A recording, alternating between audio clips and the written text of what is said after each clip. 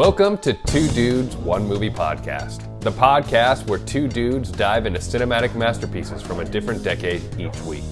From black and white classics to modern day blockbusters, we're covering it all. This season, we'll be focusing on psychological thrillers. And our movie this week is from 1960 and has become one of the all-time classics in the horror genre. It's Alfred Hitchcock's Psycho. My name is Parker, and I'm joined by my co-host, Rick the Third. Rick, why don't you go ahead and give us a little recap of this movie? Park, this is a classic movie of Boy Meets Girl.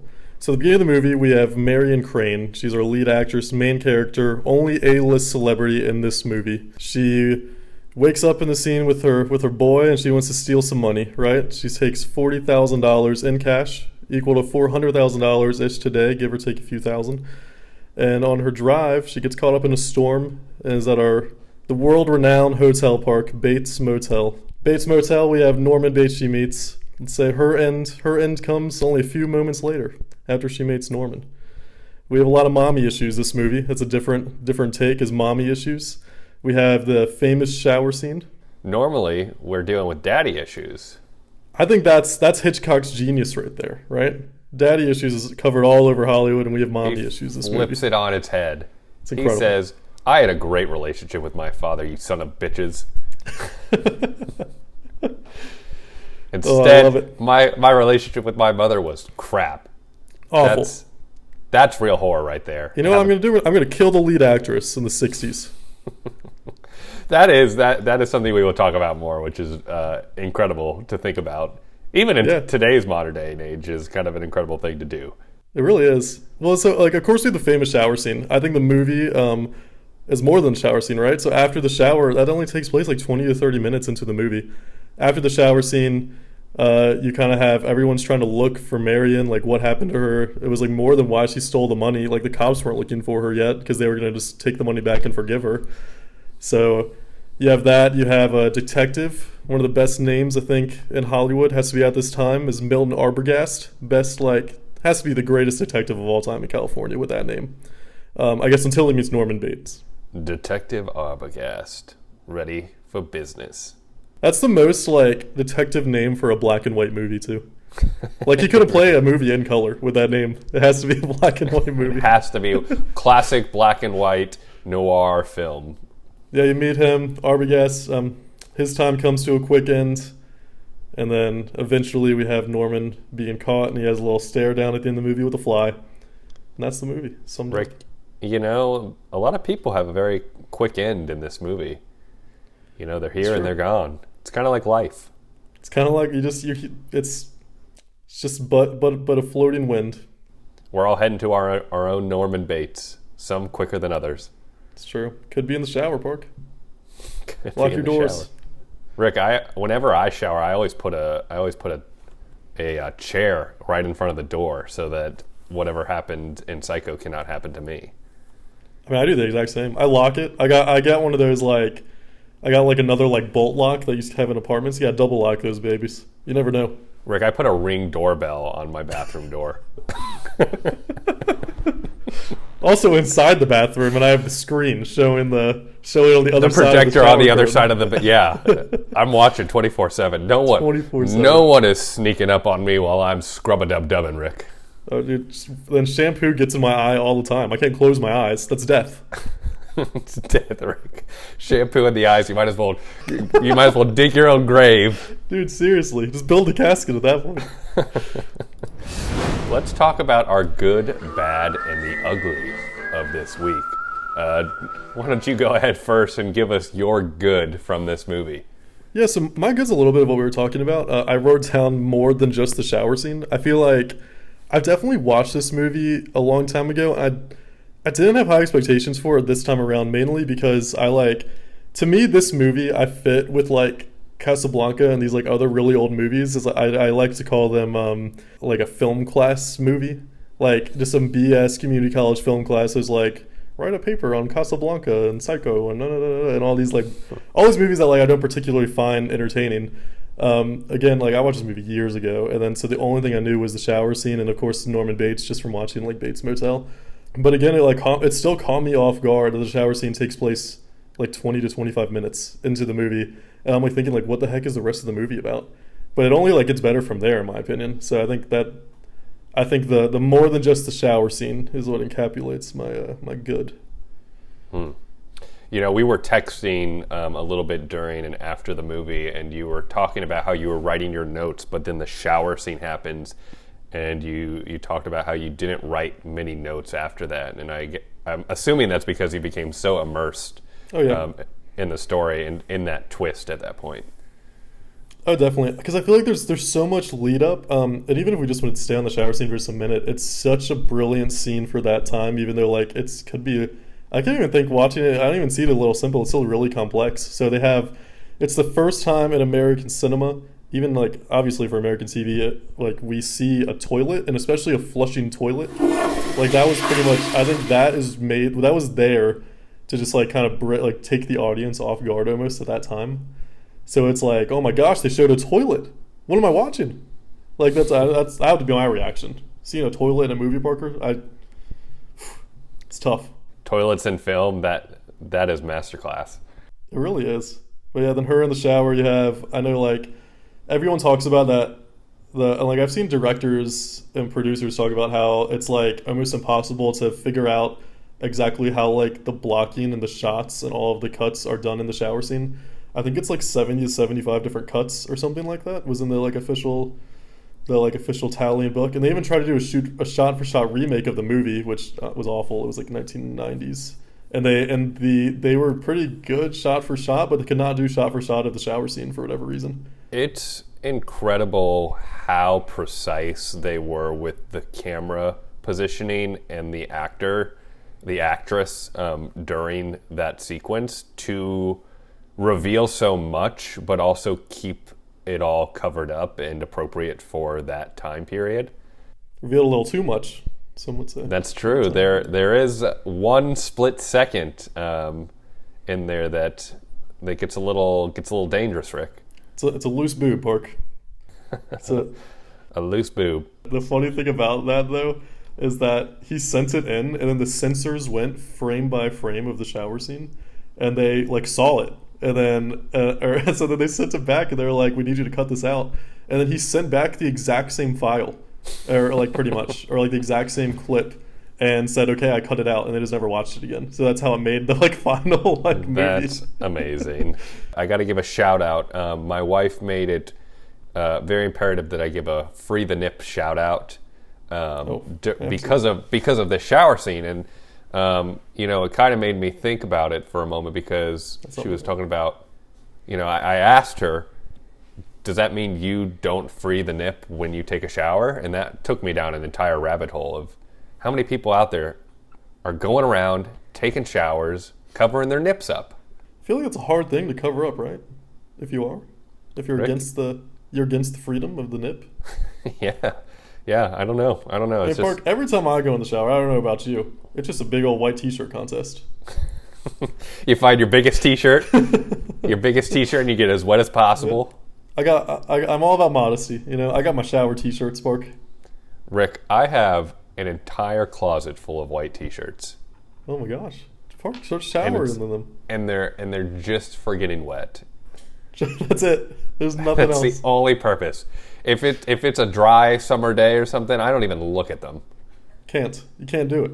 I can't. But no. If you're going to a water park, has to be a white t-shirt. Rick, if I'm going to a water park, I'm not the guy who's gonna flex and show off these muscles just to anybody. I got to wear a little layer, but still give you a little sneak peek. It's a window. It's a nice. It's a window, Rick. It's a window into what you'll never be able to achieve. A tease, if you will. And you know who else is also really great at teasing? Hitchcock. All right, back to it. So, you were asking me what my good was from this movie. Of course, the shower sequence is phenomenal. The twist towards the middle, but a little before the midpoint of the movie, where our lead actress Marion is killed. All phenomenal things, all masterclass, and something I wanted to bring up that you didn't talk about, which I felt, and I'm wondering if you felt this as well, is once she died, because Hitchcock very much sets it up that this is our protagonist, this is our character we're seeing the world through. So as a viewer, as an audience member, I became attached to this character. And so when he kills her about, 40 minutes or whatever it is into the movie, and you have a whole second half plus of the movie, the first probably 20 minutes after that, I felt very uneasy, I guess is the right word in a way, because I didn't feel like I had anyone to attach myself to, even though we were kind of watching Norman Bates cleaning up the mess. So it was creepy, though. It was so creepy. It didn't feel like we were entering into his view of things, because we still don't know his story. It's almost like we just became a fly on the wall, but we didn't have anywhere to attach to. And I think that created a very uneasy feeling as an audience member, which I thought was very unique and an experience that I haven't experienced very often when watching films. So that was really great thing.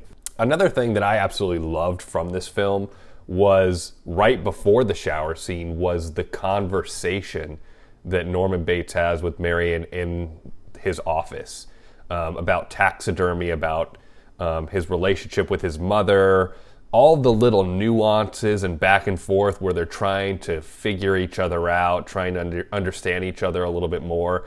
And something that's so brilliantly done that I think a lot of people would miss is at the very end of the scene when she's about to go away. And actually this scene pushes her to realize, hey, I made a mistake. I need to go back and rectify the issues that I made. So not only does this scene move her character into grow her character and move her character into a different direction, it also gives a little bit of tidbit, which I think is what drives Norman over the edge, is she gives him her real name. So when she signs into the guest book, it's under a different name. And then when she's leaving that conversation, she gives him his real name.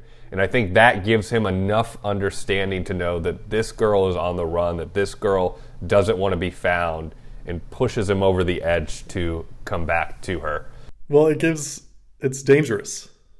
I thought that scene was just probably the best scene of the movie for me. I agree. And then, of course, the shift of what the movie is. The whole first half of the movie is this like suspense thriller, the music, the pacing, the tone, the little things of her driving out of town and her boss seeing her and the paranoia of that. Hitchcock does a really great job of building, as all great filmmakers do. She runs into her boss who sees her leaving town, so she's got this paranoia, and then she gets stopped by the cop and she's thinking, oh, the cop knows about what I've done because my boss saw me, so she's worried about that, and then that gets her to get a different car, and it's all these little things and these build-ups. There's a lot of like interior dialogue too of like, what happens if I get there and he doesn't want to be with me, and like all this stuff. So like a lot of like anxiety and like tension is going on like internally and externally around her. Yeah. So it's amazing this build-up, and then it all comes to head, obviously, in the Bates Motel and in the shower scene, and then it just flips. And it had you and I both just watched this movie recently, it came out this past year, Barbarian.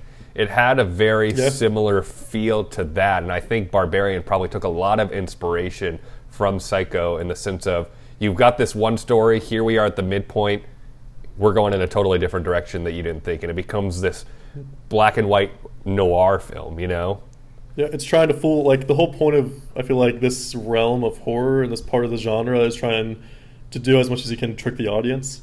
Yeah. And I think like Psycho, obviously a masterclass in that, and I think it kind of set this like standard that, I mean, like probably thousands of movies have taken from, or like pulled elements from, right? So it's crazy. And I think something else that's so interesting is that generally in a mystery or a noir film, you don't have any context to the mystery that's happening. Where in Psycho, the whole first half of the film, you know everything. You know the girl's on the run, why she's doing it. You know that she was murdered, and so you have all of this information, and yet the whole second half of the movie, you're still there's enough mystery surrounding Norman Bates and who he is and his relationship with his mother to keep you invested and compelled to figure out what's going on and to keep you hooked into that. The whole tease of the house and the mansion and the backdrop, and just seeing the woman sitting in the window or the crossing the window, all these little things that you're like, I want to get in there. I want to see what's going on in there. It's just, and you only ever see the house at night for that reason too. Yeah. Or like towards the end of the day at least. And so for that, like I said, Hitchcock is phenomenal at teasing the audience, and he really has a strong hold on what he wants the audience to feel. And so those are my goods. Those are some of my goods. I mean, there's so much just to countless. It. It really is. That part, what'd you not like? Tell me you're bad. You know, Rick, I didn't put too much thought into this. There isn't that much that I would consider bad. I mean, this isn't really a bad or anything, but let's just talk about that psychiatrist at the end of the film, yeah, Rick. I was going to bring that up. What a tease. It's so he comes out and he's like, Norman didn't kill him, but he did.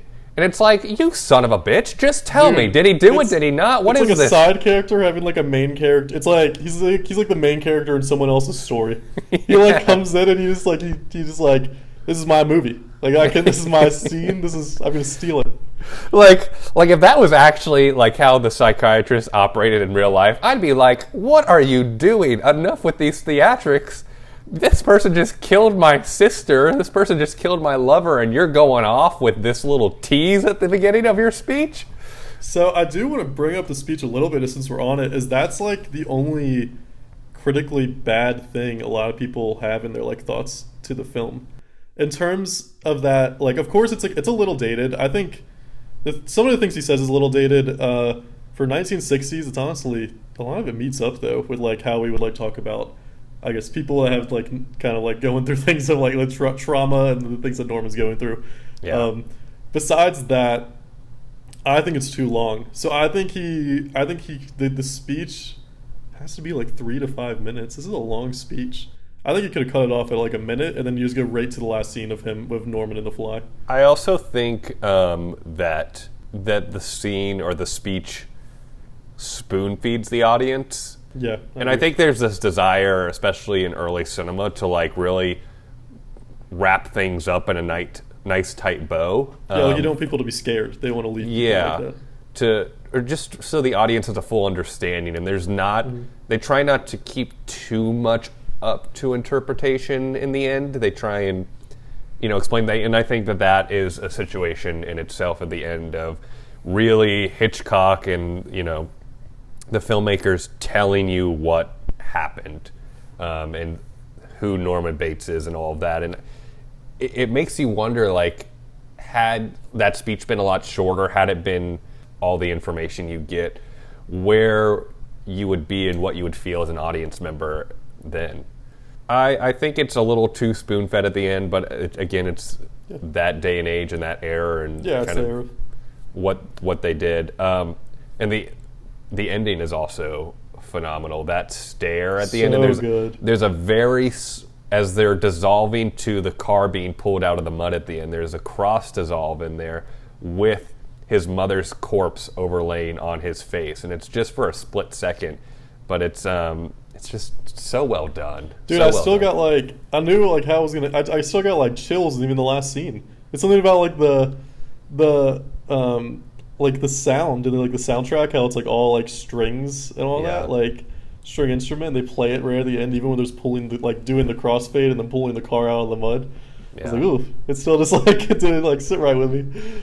But yeah, honestly, not a lot of bad, not really any ugly. Well, there is something a little ugly that I do need to talk about.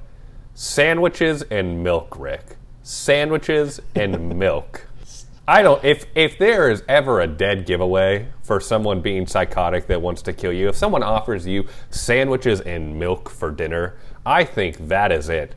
I am out of there, Rick. If someone offers me sandwiches with milk, not water, not a soda, not milk. You know what that immediately reminded me of? And like, who knows, maybe he took it from this. At the end of near the end of Get Out, I guess he I guess is locked up and it shows her, I don't know what her name was. It shows like the main character's, I guess, girlfriend, and like she like puts her hair in a ponytail and she's like dipping Fruit Loops in a glass of milk. I just feel like there's something about having milk on a like near your plate at nighttime. I just attribute it to like you're either a kid or you're a psycho. There's like that's the line for me. You know, I've watched things and I've read things about milk having a very distinctive meaning in film, and obviously like milk Mommy's is milk. used. Yeah, it's used as a substance for nurture and for younglings to grow and stuff. And so there's I think milk very much fits into the character of Norman Bates and who he is and what he believes. So I think it's the perfect drink for him to bring. I'm just saying, if I'm in a motel by myself and someone wants to have sandwiches and milk with me for dinner, I'm probably just going to check out and go. Yeah, you got to. You know, that SpongeBob meme where he's getting out of his tray is like, I'm out of here. That's me. That's me, Rick. Yeah, right then and there, you got to. You can't, and like, don't turn your back to that person either. You don't know what they're gonna do. I'm gonna say I'm out of here, but also be staring at him walking backwards out of the. That is my ugly, Rick. That right there. I got an ugly. I was disgusted. Some would say. Disgusted, Rick. Absolute disgust. I need to hear. So it's a two-parter. Okay, it's a big one. 2 parts. Holy cow! So I'm gonna go not even just the sandwiches and milk. I'm gonna go with the sandwich making. Okay, I dissected this scene part. The greatest scene in the movie. When having a little chat in the parlor. First of all, I love the name parlor.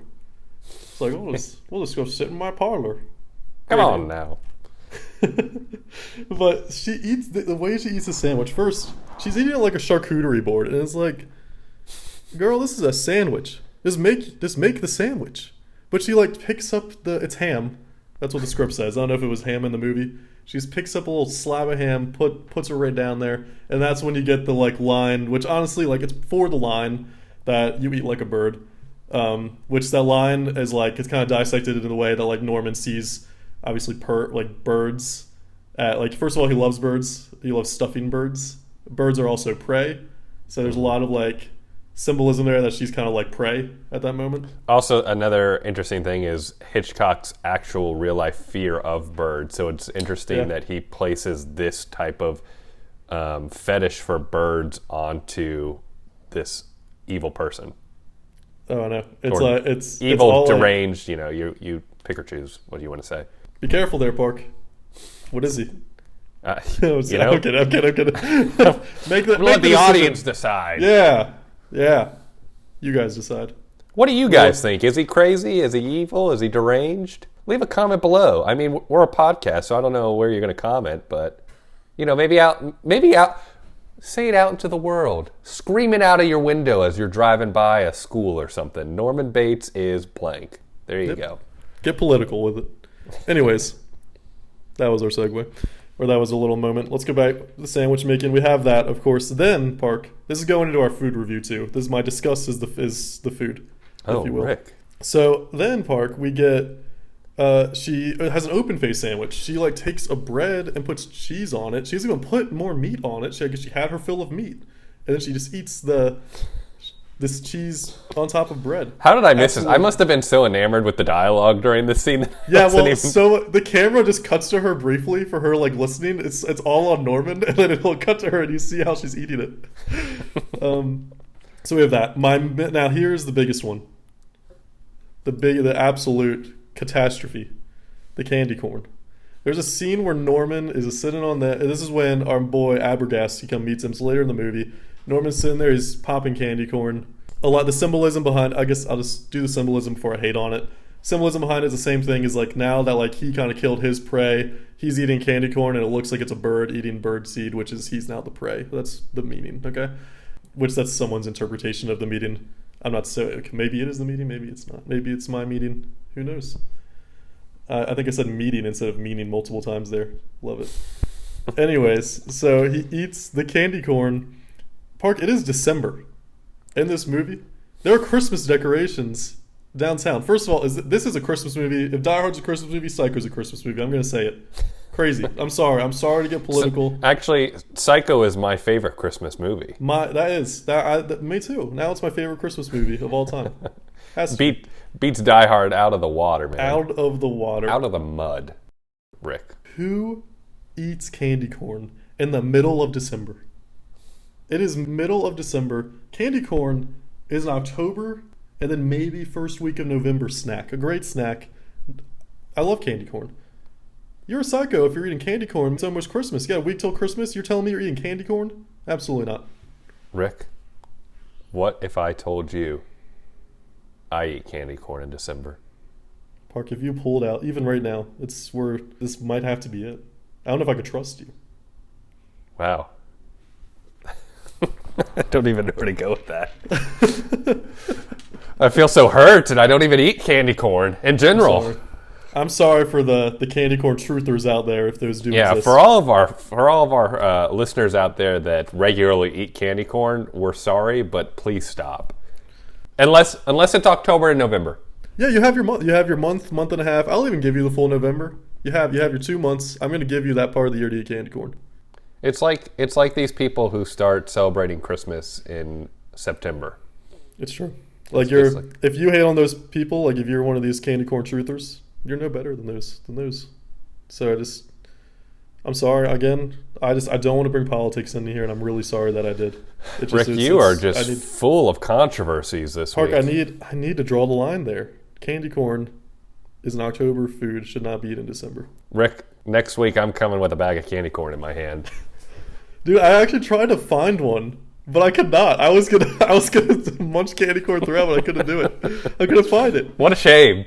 Where do these people get their candy corn? This around.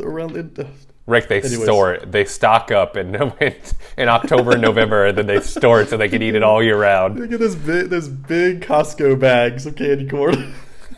They buy in bulk. So, Park, obviously this movie, we talked about it. It sets up a lot of cliches. Hitchcock pretty much was like, told the world, this is how you make a horror movie. This is how you should try to scare audiences. Right? We've seen this stolen. We see it in Scream, because in one of the Scream movies, out of the 18,000 Scream movies, the main character dies in the first 10 minutes. Obviously, like a nod to this, right? Did I guess talk about kind of the cliches of the movie? Did like us watching a now movie from the 60s that like affect how you saw it? And then I guess like let me know how you think this kind of set up what we see today in movies. Well, I think when we're talking about cliches and kind of what did this movie inspire in the future, you can't help but go back to the shower sequence.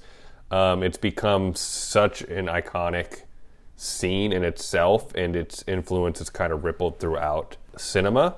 But even deeper than that, what a lot of slashers, a lot of horrors will do is they kill off those characters that are not pure. So people who get involved in sexual activities and stuff like that. And that is how this movie starts off, with Marion in an affair with Sam Loomis. That's kind of the catalyst and the driving force for her whole story, is this affair and stealing this money so she can go start this life with this guy and they can run off. And so it kind of almost sets this cliche and this trend of characters who aren't pure, who have sex, who do these unholy things. They end up meeting their demise. Sex, money, and drugs. You're done. And you see that all throughout cinema, all throughout horror. And then even with what you just brought up a moment ago, the Scream movies, which pokes fun at a lot of these cliches, points that out as well. It's always the people who have sex. It's, always the virgin woman who survives at the end. Yeah, and it's just like it's more than the slasher movie too. Like I think like of course you have the slasher movies that will always poke fun at it, and there's not a lot of meating. It's just people dying. But like this movie, it's deep, and like I think that so many of the movies we've seen since then, I won't even say just today, like 80s and 90s, 2000s, like 20, everything. Like you have horror movies that are deeper. It's like more than just a jump scare. Like we hit our like stride of horror movies today that were awful, were the movies to me that did not play into this at all. Like the Paranormal Activities was not good for horror movies in my opinion, right? It's all jump scares. There's not a lot of this backstory-ish things. Whereas like the movies that kind of rely on this Hitchcock like way of doing things are the ones that we love today. Yeah, it's the ones that earn it. Yeah. Jump scares are really cheap ways to scare an audience, to get them at the edge of their seat, but to really unnerve an audience like Psycho does, that by the end of the movie you're like, oh my gosh, I feel creeped out by this, but like there's a plausibility, there's a reality to this. Could this guy be someone that I interact with in the future? It's these things that Hitchcock does, and he doesn't rely on the jump out of nowhere and attack you. Even the shower scene, even the shower stabbing, you see it coming. The music starts playing, but the figure slowly approaches from behind and lifts up the knife. It's not like she's showering and then boom, it comes out of nowhere and it's, freaks you out. It's the anticipation, it's the suspense in that moment and getting to that moment. Well, it's like recreating and adding more suspense to fears that like people already have. So whether that's like closing your eyes in the shower, this like weird fear, right? You have that. There's like other things that play with like the monsters under the bed or the monsters in the closet. It's like rising, like leveling up these fears. Very similar to Invasion of the Body Snatchers, some of those fears that we talked about last week as well. Dude, snakes on a plane. Not a plane crash, but are there snakes on this plane? Always terrified of it. That would be scary, Rick. You know why that's scary? Because there's nowhere to run. Nowhere to run. You got to face that snake head on, and I got to tell you, I'm not ready to face that snake head on. And like, if Samuel L. Jackson isn't there, I'm accepting my death. I'm done. It's over, Rick. It's over. I don't have really fun facts for us this week, but I do have an interesting fan theory or some connections to this film to another horror classic that I wanted to share with all of our audience out there, because the deeper you go into it, the more interesting it is. Actually, Rick, do you want to hear a little theory, a little fan theory? Park, I love fan theories. Give it to me. You love fan theories. All right. Well, I got one for you right here. So, one of our main characters' names in Psycho, his character is Sam Loomis. That is the man having an affair with Marion throughout the film, and he comes back in the second half of the film to try and figure out, along with Detective Arbogast and Marion's sister, what happened at the Bates Motel. So that's where our theory starts, is with Sam Loomis. Now, jump forward to the classic horror film Halloween. The psychiatrist in that film, who plays a huge role in trying to find and capture Mike Myers throughout this film, his name is also Sam Loomis.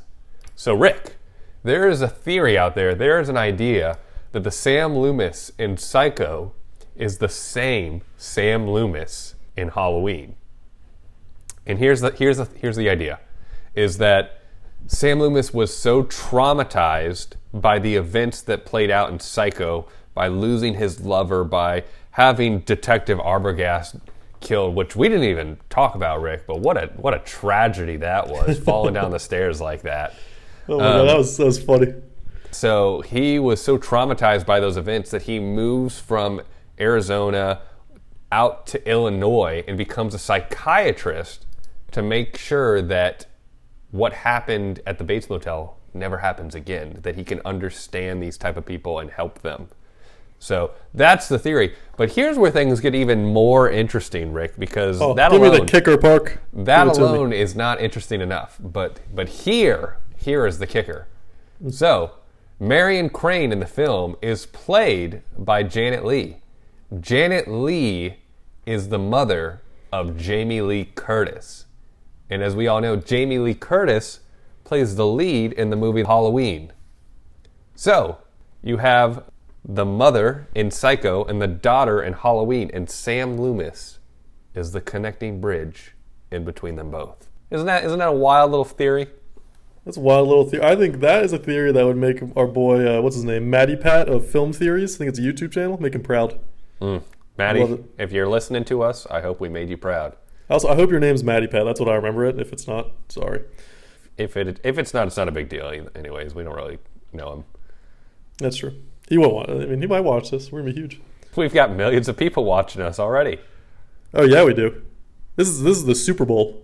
We're bigger than Rihanna. That was. But I'm glad you just played a little jingle for us there, because that leads in to my fan fiction of the week. Ooh.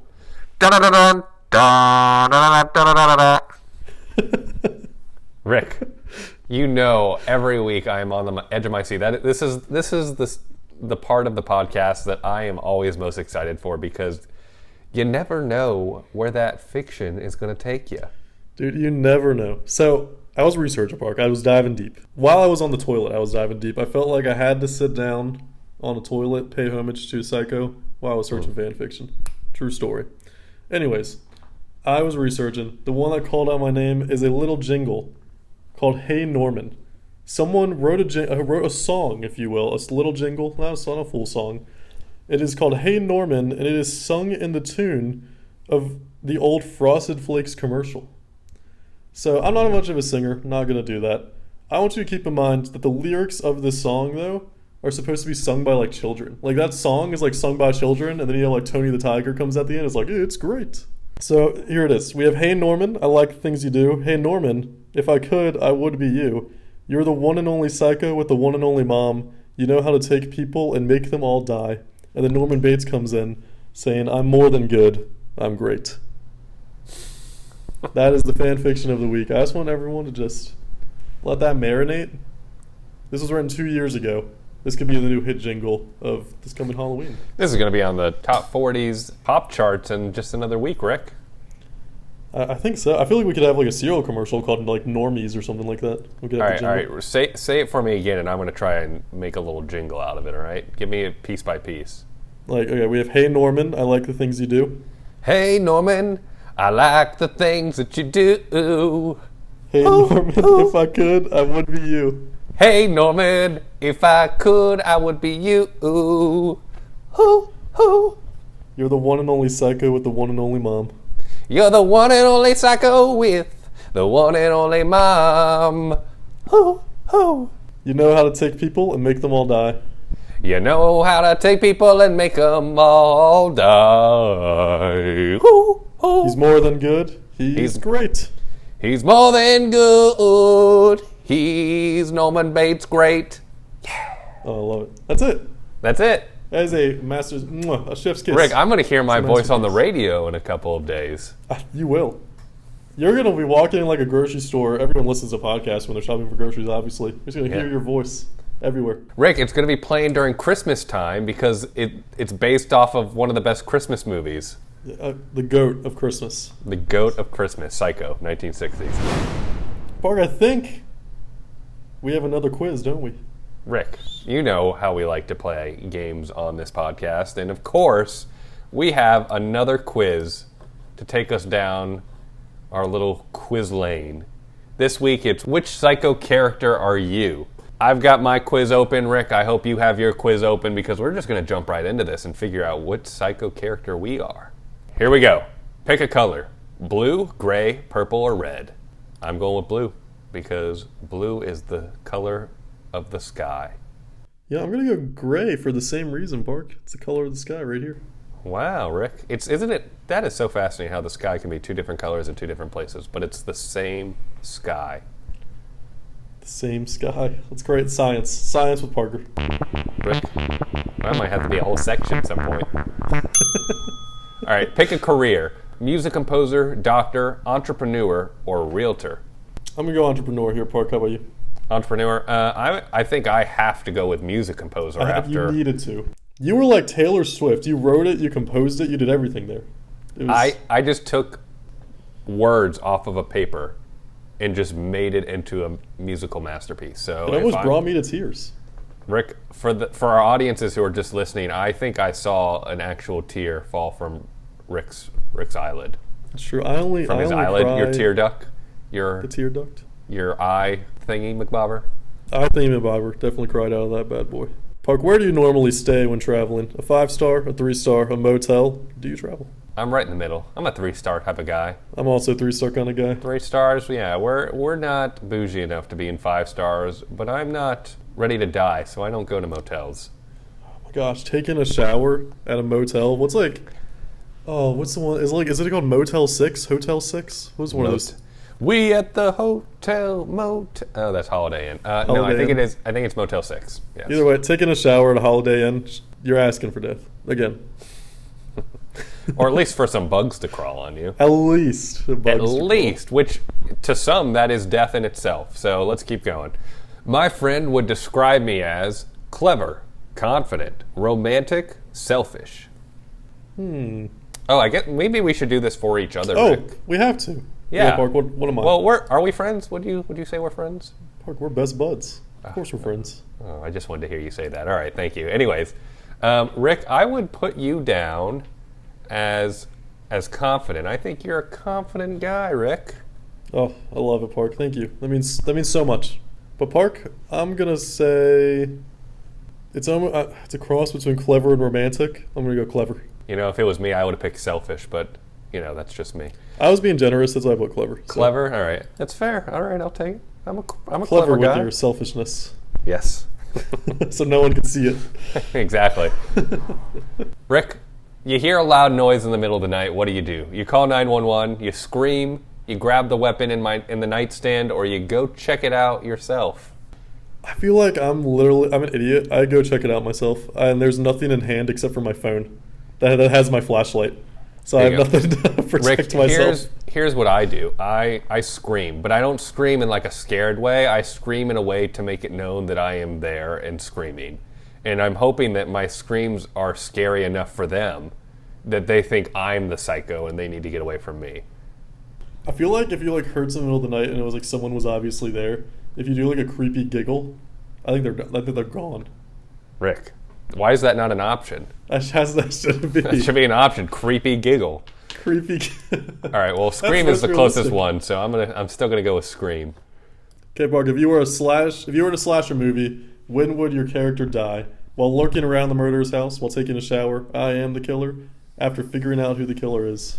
You know, if I'm being honest, I'm gonna die when I'm taking a shower. I know I put a chair in front of my door, but I'm still stupid. I've got the chair. I've got the Ring doorbell. I've got all those things to protect me. But Rick, they're gonna already be in the shower, Park. They're gonna be in the shower. I'm gonna open the curtain, and they're gonna be there, ready to go. I'm not prepared for that. I'm only prepared for once I'm in the shower.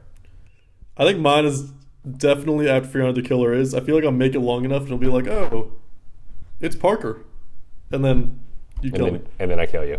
Yep. Well, on that really sad, depressing note, let's find out who we are. Rick, I'll go first. Give it to me. I am none other than the one, the only, Marion Crane. Let's go. You just want to have the life that you imagined for yourself and will do almost anything to achieve that. You're strong and independent, but don't always think through your plans before acting. Unfortunately, this ends up being your demise. What do you think I am, Park? Give me a guess. Well, Rick, you're one of two options. You're either Norman Bates or you're Detective Abergast, and I think you're Abergast, Rick. I thought I was gonna be two, but Park, I'm Sam Loomis. You're Sam Loop? Rick, we're lovers.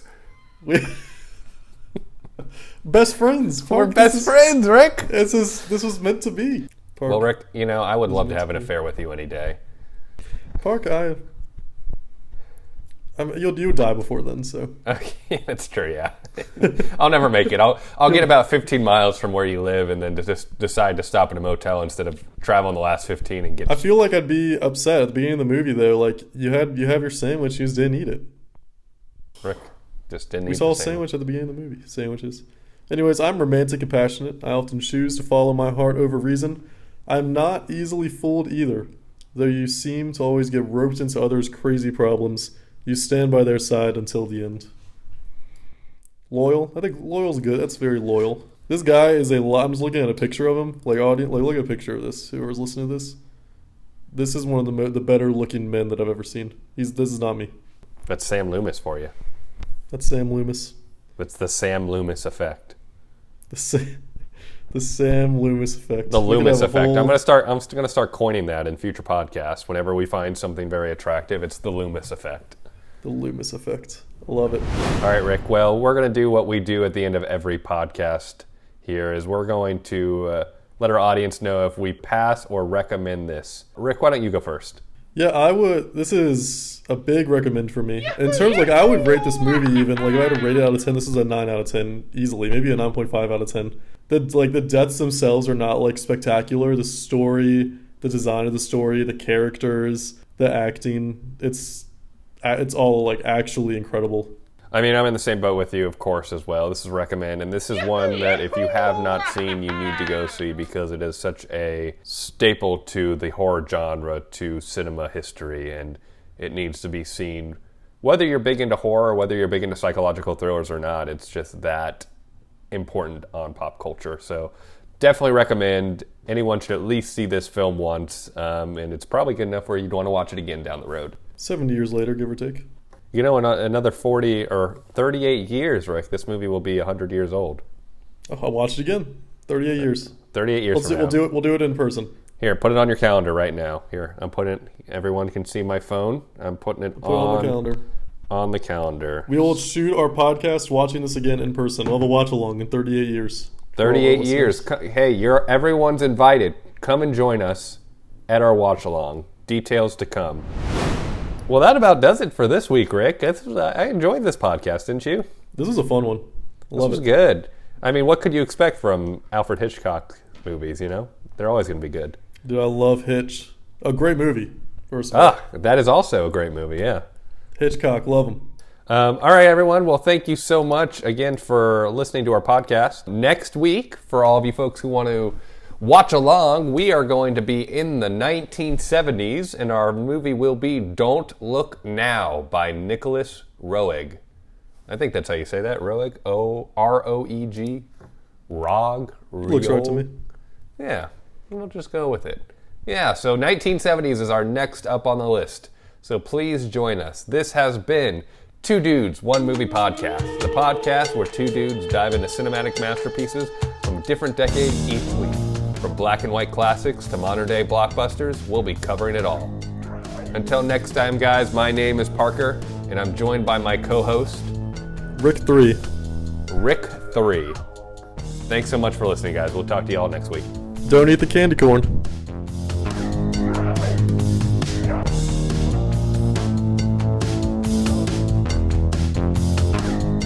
Two Dudes, One Movie is an independently created podcast. Like, rate, follow, and subscribe wherever you listen.